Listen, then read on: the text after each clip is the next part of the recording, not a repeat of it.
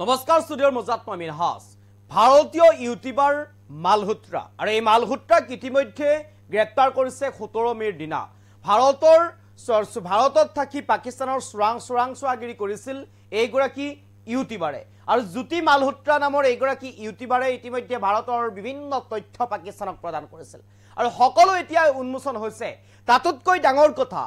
ভাৰতীয় এইগৰাকী ইউটিউবাৰে পাকিস্তানৰ উচ্চ আয়ুক্তৰ লগত সম্পৰ্কত আহিছিল আৰু সম্পৰ্কত আহি পাকিস্তানলৈ বিয়া হৈ যোৱাৰ প্ৰস্তাৱো আগবঢ়াইছিল আৰু এই তথ্য এতিয়া লাভ কৰিছে তদন্তকাৰী দলে হোৱাটছআপৰ কিছু মেছেজ কিছু কথোপকথন ইতিমধ্যে লাভ কৰিছে তদন্তকাৰী দলে আৰু সেই মেছেজসমূহৰ পৰা সেই কথোপকথনসমূহৰ পৰা নিশ্চিত হৈছে যে এইগৰাকী জ্যোতি মালহোত্ৰা ভাৰতীয় ইউটিউবাৰ আৰু এই জ্যোতি মালহোত্ৰাই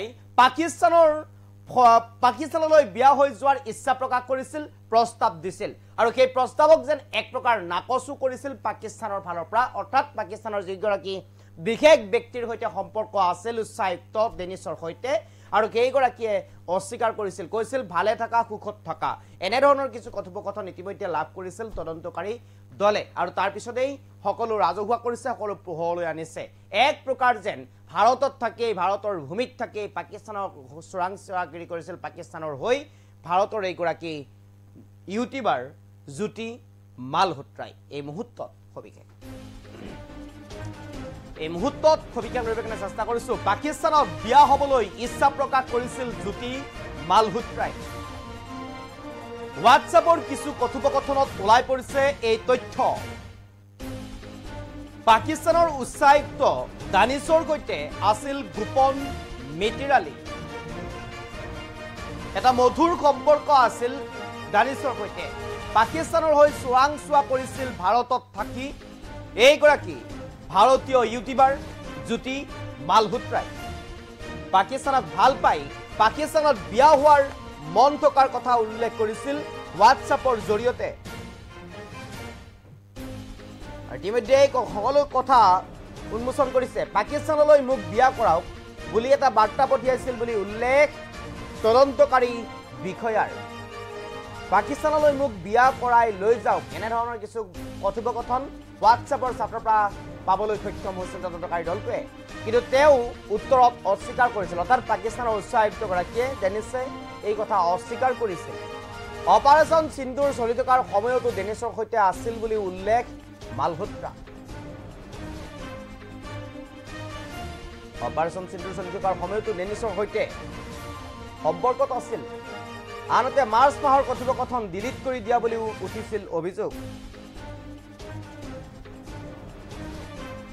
তাৰ পিছতেই এনেদৰে এতিয়া পাকিস্তানত বিয়া হোৱাৰ ইচ্ছা প্ৰকাশ কৰিছে এইগৰাকী ভাৰতীয় ইউটিউবাৰ জ্যোতি মালহোত্ৰাই পাকিস্তানৰ উচ্চ আয়ুক্ত দানিছৰ সৈতে গোপন সম্পৰ্কটো আছিল জ্যোতি মালহোত্ৰা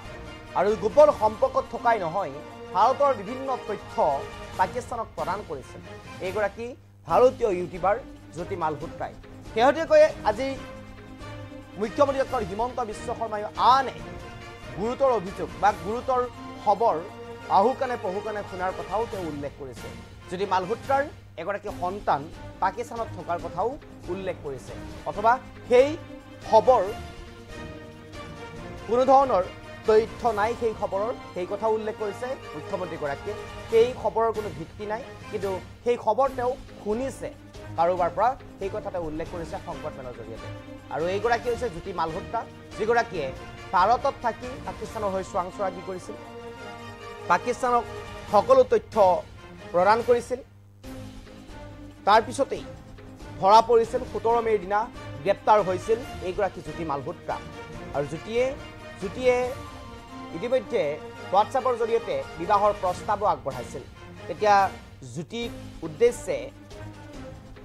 ব্যক্তিগৰাকীয়ে কৈছিল জ্যোতি মই প্ৰাৰ্থনা কৰিছোঁ তুমি সদায় সুখী হৈ থাকা তুমি হাঁহি থাকিবা আৰু জীৱনত কেতিয়াও হতাশাৰ সন্মুখীন নহবা এনেধৰণৰ কিছু কথা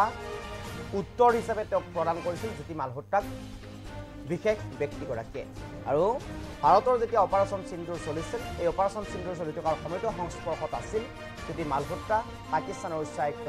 দানিছৰ সৈতে আৰু এইগৰাকী হৈছে জ্যোতি মালহোত্ৰা ইতিমধ্যে আৰু অধিক তথ্যৰ বাবে আৰু অধিক সোধা পোছাৰ বাবে মোবাইল লেপটপ সকলো ইতিমধ্যে জব্দ কৰিছে অহা কেইবাদিনলৈও ইতিমধ্যে এই তথ্যপাতি বাবে উপযুক্ত তথ্যপাতিৰ বাবে মোবাইল ফোন লেপটপ সকলো জব্দ কৰি ৰখাৰ কথা ইতিমধ্যে উল্লেখ কৰিছে তদন্তকাৰী দলে আৰু এইগৰাকী হৈছে জ্যোতি মালহোত্ৰা যিগৰাকীয়ে ভাৰতত থাকি পাকিস্তানৰ চোৰাংচোৱা কৰি কৰিছিল সকলো তথ্য এতিয়া এটা এটাকৈ ফাদিল হৈছে